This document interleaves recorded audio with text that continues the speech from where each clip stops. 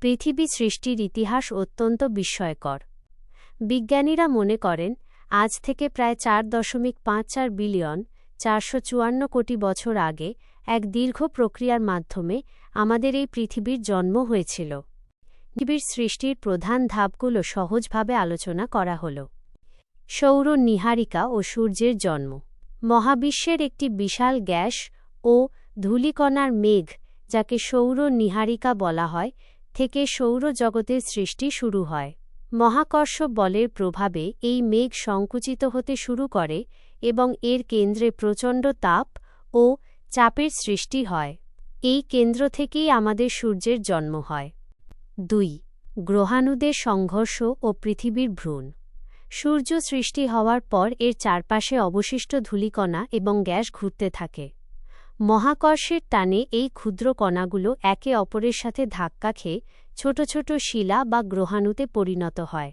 এই গ্রহাণুগুলো ক্রমান্বয়ে বড় হতে হতে পৃথিবীর মতো আদি গ্রহের রূপ নেয়। 3. প্রচণ্ড উত্তপ্ত পৃথিবী। শুরুতে পৃথিবী এখনকার মতো শীতল ছিল না।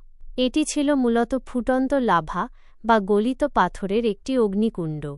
প্রতিনিয়ত উল্কাপাত এবং তেজস্ক্রিয় পদার্থের কারণে এর তাপমাত্রা ছিল প্রচণ্ড বেশি। 4.